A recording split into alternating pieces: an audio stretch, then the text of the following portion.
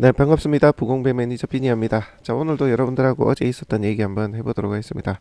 저희가 중개업 관련해서요. 아무래도 중개업 관련 커뮤니티, 현업 중개업 커뮤니티니까 관련한 얘기를 하나하나씩 짚으면서 여러분들하고 이런저런 얘기도 좀 나눠보려고 합니다. 자, 오늘 이야기 한번 보도록 하죠. 어제 올라왔던 얘기를 저희가 한번 언급해 보는 거예요. 자, 첫 번째 얘기를 보니까요. 감사위원님이 부동산은 왜 손님에게 다른 부동산을 험담할까요? 그런 얘기를 들으셨나 봐요. 손님한테 들었든지 전에 들었든지. 그러니까 손님이 오면 옆집 부동산에 대해서 막 안 좋은 얘기를 한다는 얘기죠. 이거는 글쎄요, 뭐 중개업뿐만이 아니라 저희는 이제 과거에 마케팅업을 10년을 넘게 해 오다 보니까 자영업에 계시는 분들 얘기도 많이 듣고 실제 여러 가지 상황을 많이 보는데요. 중개업뿐 아니라 모든 자영업은 나보다 옆집이 매출이 더 잘 나오거나 더 장사가 잘 되면 시기 질투를 하게 돼 있습니다.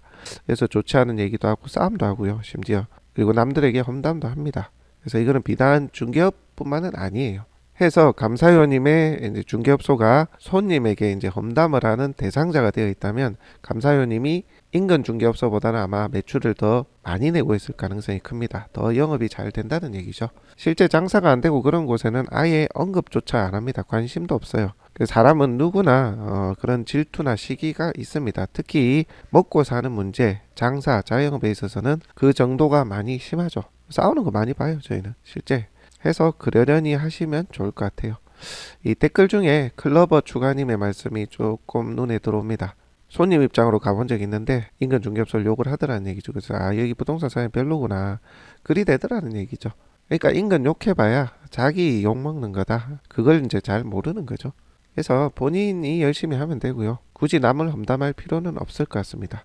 만약에 정말 잘못하고 있거나 위법 행위를 하고 있다거나 불법적인 요소를 통해서 나에게 발생할 수 있는 매출까지 끌어가 버리면 그에 대해서는 비난받아 마땅하죠. 그런 게 아니라 서로 감정적인 부분, 사소한 부분으로 비난 비판을 할 필요는 없을 것 같습니다. 결국 돌아와요. 그 중개업소가 인근 중개업소를 욕을 하면 저기 주변에 욕하고 다니더라 그러면서 사람들이 점점 떠나갑니다. 그 어떤 경우는 자기 편만 들려고 그룹 있잖아요. 막 다른 사람을 험담하면서 자기네들 안에 바운더리를 만들려고 하는 사람들도 있습니다. 맘카페에서도 사실 그런 경우를 보고요. 다른 사람을 디스하면서 그 안에 들어오도록 만들어서 그룹을 만들죠. 그런 목적으로 하시는 분들도 있는 것 같은데 그게 결국은 고립돼요, 나중에는. 왜냐하면 자기 편이었던 사람도 결국 내 욕도 할 거 아닌가 이제 이런 생각을 결국 사람인지라 하게 되거든요.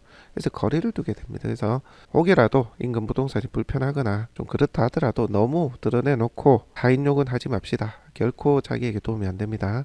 자, 그 다음에 비율제 관련 문의가 많아요. 아마 이게 소속 공인중개사로 취업을 하고자 하는데 근무 조건이 어떻게 되냐, 소공 면접에 대한 비율, 예를 들어서 7대3, 6대4, 기본급이 있다 없다 등등 이런 문의들이 카페에 많이 올라옵니다. 항상 도돌이표로 올라오죠. 지금까지 관련 문의만 수백 건, 수천 건일 것 같은데 질문도 뭐 거의 똑같아요. 이 조건이면 어때요? 이 비율이면 어때요? 이 질문입니다. 근데 이 글이 조금 눈에 들어와요. 추진위원장님이 글을 올리셨는데요. 자, 기본급이 너무 낮고 비율도 너무 낮은 곳은 조금 문제가 있다라고 전제를 하셨고요. 그러니까 실제 돈은 안 되도록 설계를 해놔놓고 비율을 노동만 시키는 중개업소도 있기는 있어요. 실제 그런 곳은 이제 제외하라는 말씀을 주셨고요. 자, 단순 비율이 문제가 아니다. 소공 취업을 하실 분들 이걸 바라라는 얘기입니다. 굉장히 중요한 얘기라서 제가 지금 보는데 계약과 손님 볼 기회가 많은데 소공이 3이고 개공이 7이면 오히려 이게 낫는 거죠. 그러니까 계약 체결할 일이 많은 거죠. 예를 들어서 워킹 손님까지도 배분을 해준다거나 안 분해해준다거나 이게 이제 세부 조건 아닙니까, 그죠? 그렇게 해서 내가 손님 맞닥뜨릴, 그러니까 계약을 할 일이 많아진다 그러면 당연히 소공에 대한 수익이 늘어날 거 아니에요. 근데 소공은 7이고 개공은 3이다 해놔놓고 비율은 좋죠, 소공 입장에서는. 근데 워킹은 개공이 다 가져가. 소공은 네가 물건 접수하고 매도나 임대까지 맞춰서 이익이 나는 것만 니치를 줄게 이러면 소공이 수익이 더 안 될 수도 있는 거 아닙니까, 그죠? 그래서 단순 비율만 보지 말고 세부적인 내용, 그리고 중개업소가 계약을 많이 일으키는 그런 곳인지 또 소공에게 그 비율이 적당하게 할당되도록 하는 세부적인 그런 가이드라인에 대해서 잘 보라 이런 말씀을 주셨어요. 이게 정답입니다, 정답. 그래서 여러분들이 단순히 뭐 비율, 기본급 있다 없다, 얼마, 소공 개공 비율이 얼마 이거 괜찮을까요? 이게 의미가 없다는 거죠. 우리 근무로 치면 그런 거하고 똑같아요. 우리가 예를 들어서 공무원이 예를 든 겁니다. 월급이 한 200밖에 안 돼. 근데 연말에 정산해서 성과금 주고 막 이런 게 많다. 추가금을 주는 게 많은 거죠. 그렇게 계산해 보니까 한 400대 400월. 근데 매월 급여는 200인 거야, 200. 요렇게 홍보하는 것이 있고 또 어떤 곳은 떼놓고 300이라 하는 거죠. 근데 연말에 성과금이나 떡값 뭐 이런 게 하나도 없어. 그럼 결국 어디가 많은 거예요? 여기가 많은 거잖아요. 근데 우리는 지금 300 주느냐 200 주느냐 요것만 보는 거지. 디테일한 세부 조항을 보시라는 얘기입니다. 자, 이런 게 경험자들의 노하우고 이야기입니다. 아무것도 아닌 것 같은데 굉장히 중요한 얘기들입니다. 우리 현업 공인중개사 커뮤니티니까 이런 얘기들이 나오는 겁니다. 다음으로 허위 매물, 요거는 이제 제가 올렸는데요. 실제 저희가 우리 지역에 아파트를 좀 보고 있는데 가격을 동일하게 올려놓고 세 안고 매매인데 이게 없어졌다가 다른 중개업소에서 또 나타나고 또 전화해보면 없어졌다 없다 그러고 다른 물건 이제 권유하는 거죠. 이런 게 자꾸 많아서 정말 짜증이 납니다. 정말 하는 중개업소만 하는 것 같아요. 제가 한 번씩 보고 있는데 이번에 유심히 보게 됩니다. 저희가 이제 살려고 하니까 보게 되는데 해당 업계에 있으니까 저희가 뻔히 보이잖아요. 이러시면 안 돼요. 대부분의 중개업소는 정직하게 하는데 일부가 그런 게 보입니다. 그래 놓고 또 물어보는 척 하다 한참 있다 전화 오기도 하고 일부러 전화 안 주는 것도 있더라고. 걸르겠다는 거지. 왜냐하면 매물 나갔네요 이 말을 하는 순간 물건 내려야 되잖아요. 그러니까 아예 답을 안 주는 거예요. 제가 한 번 더 전화하니까 그거는 나갔습니다 이제 이렇게 얘기를 하는 거예요. 그러고 나서 이제 물건을 내리겠죠. 같은 조건으로 다른 중개업소에 또 올립니다. 정말 짜증난다니까요. 그러니까 방법은 여러 가지가 있겠지만 이렇게 허위 매물 올리시면 안 돼요. 중개업소 진짜 얼굴에 먹칠하는 겁니다. 정말 자정하셔야 됩니다. 제가 일반인이었다면 진짜 신고 넣었습니다.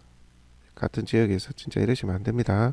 전국적으로 이렇게 하는 곳들이 있을 거예요. 제가 서울 지역에 상가 구한다고요. 중개업소 여러 군데 봤거든요. 근데 네이버 부동산인데 한 달 전에 이미 계약된 걸 제가 알고 있었는데 여기저기 알아보다 보니까 계약된 걸 확인했어요. 한 달 내내 올리고 있더만. 그게 문의가 많은 물건인데 그게 한 달 내내 올리고 있다. 그게 상식적으로 이해가 안 됩니다. 그냥 모른 척하고 올려놓은 거죠. 그죠?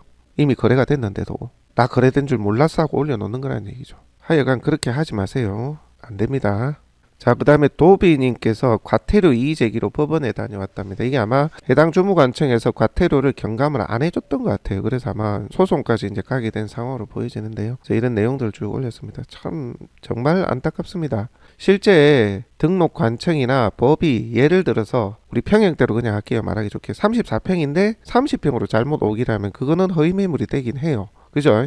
정확하게 평형대 아파트 기준으로 그리고 가격을 오기라면 그게 허위 매물은 맞아요. 근데 지금 뭘 잡아냅니까? 주차대수 1.2대인데 잘못해서 1대 이렇게 썼다. 방향이 동남향인데 그냥 남향으로 썼다고 시비 걸고. 그거는 이 물건을 선택하는 핵심적인 기준은 아니잖아요. 그냥 진짜 말 그대로 오기입니다. 오기. 잘못 기재가 된 거예요. 그럼 이게 표시 광고가 수정이 돼야 됩니다. 예컨대 매매나 임대로 내놨을 때 그 가격을 잘못 표기했거나 가격. 그거는 중대사안이죠. 허위 매물로 볼 수도 있기 때문에. 그리고 평형대를 잘못 적었다. 이러면 실제 허위 매물인 거잖아요. 34평을 30평으로 표기를 했으면 허위 매물입니다. 왜? 가격이 당연히 평수 대비 달라질 거기 때문에. 그런 중대 사안의 경우만 책임이나 문제를 삼아서 이렇게 과태료를 내리든지 그래야 되는데 세부 내용 하나하나 뭐 주차 대수나 방향이나 평균 관리비나 뭐 이런 거 아무것도 아닌 거 이런 걸 트집 잡고 서로 신고를 하고 난리굿을 징기고 있습니다. 이게 맞나요? 표기하는 그 사람도 사람인지라 실수할 수 있잖아요. 그걸 갖다 300을 때리고 200을 때리고 이러고 있는데 아주 중개업소들끼리 신났습니다. 영업 안 되고 장사 안 되는 사람은 약 오르니까 그 신고하고 앉아있고 이 뭐 하는 짓인지 모르겠습니다. 그래서 이 협회 계신 분들, 지회에 계신 분들 제발 좀 이런 거 보고 의견 제출을 좀 해주세요. 어떤 의견? 표시 광고를 잘못 기재한 것에 대해서 허위 매물로 볼 수 있는 중대 사안에 대해서는 인정한다. 당연히 잘못 기재했다 하더라도 고객이 오인할 수 있기 때문에 그거는 허위 매물이 맞죠. 중대 사안은 가격이나 평형대는 맞죠.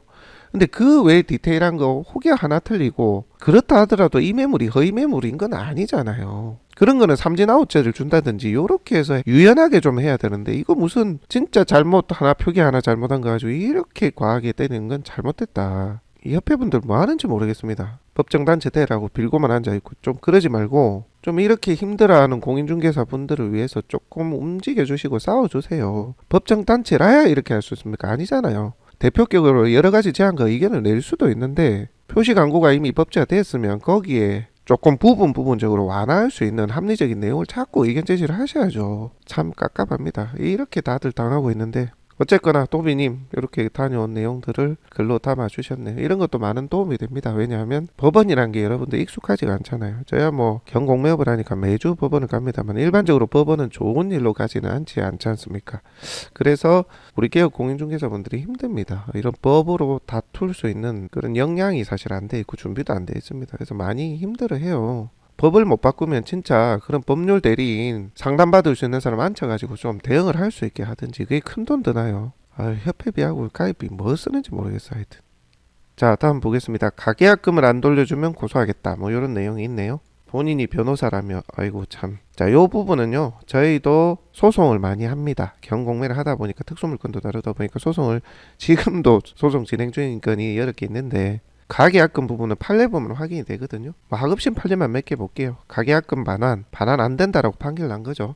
정상적으로 뭐 임대차의 경우 임대인한테, 매매의 경우 매도인한테 계좌로 들어가고 이게 본계약에 준하는 계약이다라면 그대로 인정이 됩니다. 그냥 돌려달라고 할 수 없어요. 요런 계약도 마찬가지 똑같은 내용입니다. 이제 위약금까지 달라는 건데 위약금은 인정 안 된다. 그러니까 가계약금 배액 배상이라든지 매도인이 틀 경우, 매수인이 틀 경우는 계약금을 포기하는 거죠. 그죠? 근데 위약금을 따로 달라, 뭐 이런 거는 기각이 될 수가 있는데, 우리가 흔히 계약하는 가계약금을 걸고 매수가 포기하는 경우 가계약금을 포기하는 거죠. 그죠? 그리고 매도 같은 경우는 배액 배상을 해도 그게 기본적으로 나와 있습니다. 하급심 판례에.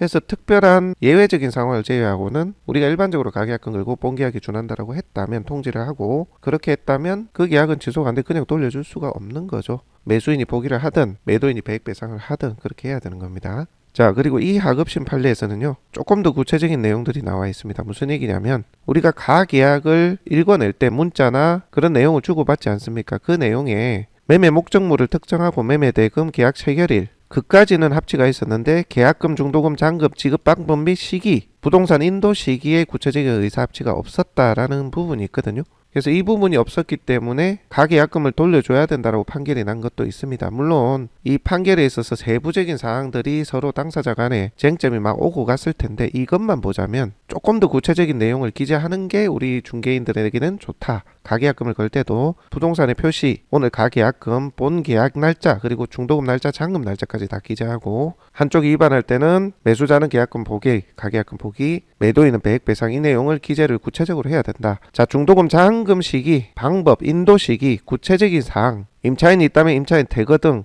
구체적인 내용을 좀 더 기재를 해서 여러분들이 혹여 한쪽이 본계약을 진행하지 않을 때 방어를 할 수 있는 방어권, 그런 부분을 구체적으로 좀 더 기입해라 라는 내용 좀 설명을 드립니다. 뭐 아시는 분은 다 아시겠지만 가계약금 주고받을 때도 너무 약식으로 간단하게 쓸 게 아니라 중도금, 잔금일, 언제 인도를 받을 건지 구체적인 내용을 좀 더 기재를 해서, 그리고 배액 배상, 가계약금 포기, 이 내용들 기재해서 하시면 크게 문제는 없다. 돈 돌려달라 할 수 없다, 이 얘기입니다.